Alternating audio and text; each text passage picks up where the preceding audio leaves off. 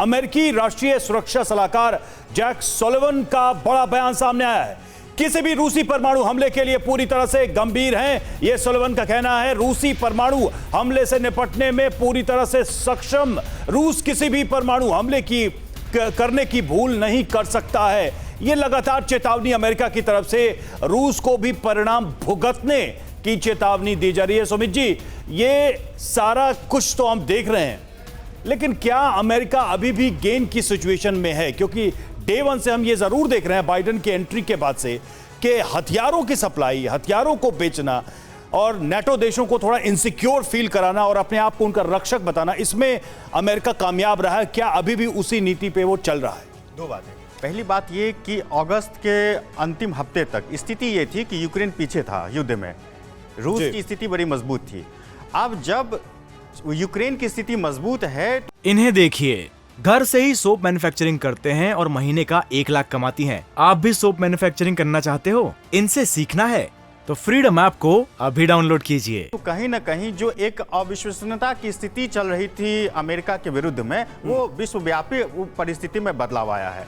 अब जब यही कारण है कि बाइडेन अब बड़ी मजबूत स्टेटमेंट देने की कोशिश कर रहे हैं कि रूस को ऐसा ना लगे कि हम बैठे हुए हैं, एक एक इंच हम जो यूक्रेन का है उसको वापस लेंगे। लेकिन ये सब करके रूस को रोक तो नहीं पाए ना? रोक तो नहीं, अब यहाँ पर सबसे महत्वपूर्ण बात है, रूस को रोका गया है। अब देखिए, जब 4 राज्यों को, यूक्रेन को 4 राज्यों को अपने में मिलाने की सबसे बड़ी स्थिति यही कारण है कि कम से कम अब रवि, बहुत वैलिड बात आपने यहाँ पर जानने की कोशिश की है कि आखिर अमेरिका जिस तरीके से अपना रुख बार बार साफ करता आ रहा है, इसीलिए न्यूक्लियर अटैक पर अब फिर कैसे अमेरिका ने रूस को एक बार फिर से आगाह करने की कोशिश की है। इंफॉर्मेशन वॉल पर विपिन, ये जानना बहुत जरूरी है और दर्शकों को बताना जरूरी है कि कैसे अमेरिका ने रूस को एक बार फिर से आगाह करने की ये कोशिश की है। बिल्कुल, और ये भी कहा है कि परमाणु हमले की भूल ना करे। अगर ऐसा होता है तो अमेरिका चुप नहीं रहेगा। बेशक ये युद्ध रशिया और यूक्रेन का हो, लेकिन अमेरिका यूक्रेन के युद्ध को पूरी तरह से लड़ रहा है। अब रूस की नजर है हर न्यूक्लियर स्टेप पर अमेरिका किस तरीके से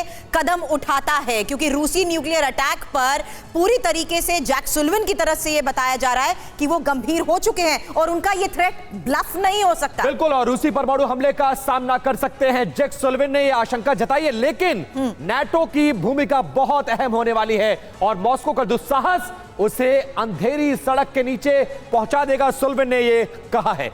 हालांकि अभी हमने देखा पुतिन ने अपने संबोधन में ये भी कह दिया, ये वो अमेरिका है जिसके खुद हाथ खून से रंगे हुए हैं। राठौड़ सर, इस स्टेटमेंट पर मैं बार बार इसीलिए फोकस कर रही हूं क्योंकि अमेरिका एक ऐसा देश है जिसने न्यूक्लियर पावर का इस्तेमाल किया है और अब रशिया जिस लेवल पर अपने डिसीजन मेकिंग कर रहा है, कहीं ना कहीं वो डायरेक्ट थ्रेट अमेरिका के लिए है। इसीलिए वो ये कह रहा है, ये वो अमेरिका है जो हमें थ्रेट करने की कोशिश कर रहा है, जो खुद न्यूक्लियर पावर का इस्तेमाल कर चुका है और जिसके खुद हाथ खून से सने हैं। जी हाँ, राष्ट्रपति पुतिन ने अपने संबोधन में ये जरूर कहा है कि ये सेकेंड वर्ल्ड वॉर में जो उसका हवाला दिया उन्होंने, जो जापान पे एटम बम गिराया गया था।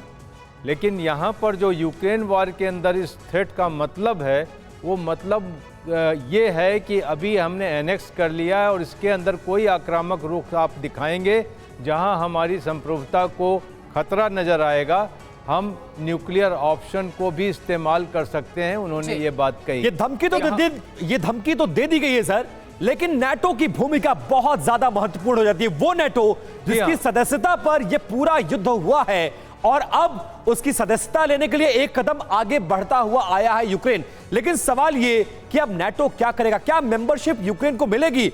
और क्या यह युद्ध अमेरिका के साथ साथ अभी तक जो नाटो पीछे से सपोर्ट कर रहा था, क्या नाटो फ्रंट फुट पर आकर रशिया के खिलाफ यूक्रेन के लिए यह युद्ध लड़ेगा? एसपी सिंह सर, नाटो की भूमिका को आप कैसे देखते हैं? नाटो क्या करेगा? क्या मेंबरशिप मिलने जा रही है यूक्रेन को? और अगर ऐसे दौर में मेंबरशिप मिल जाती है तो फिर क्या होने जा रहा है? देखिए, नाटो जो है एक तरह से पूरा अमेरिका के फॉलो करता है, अमेरिका की डायरेक्शन को फॉलो करता है।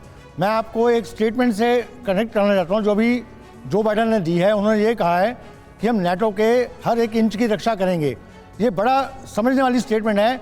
उनको मालूम है कि यूक्रेन नाटो का पार्ट नहीं है, और फिर ये स्टेटमेंट देने का मतलब बड़ा लेकिन क्लियर हो रहा कैप्टन है कि शाह, उन्होंने बहुत अपने हाथ धो संक्षेप लिए में हैं। मैं एक सवाल का जवाब चाहूंगी। पूरी लड़ाई नाटो का मेंबर बनने के लिए ही हुई, यूक्रेन पर हमला इसीलिए किया गया। अब जब जेलेंस्की कह रहे हैं जल्दबाजी में नाटो के मेंबर बनने के लिए फॉर्म भर रहे हैं, क्या नाटो अब मेंबर बनाएगा? बहुत संक्षेप में।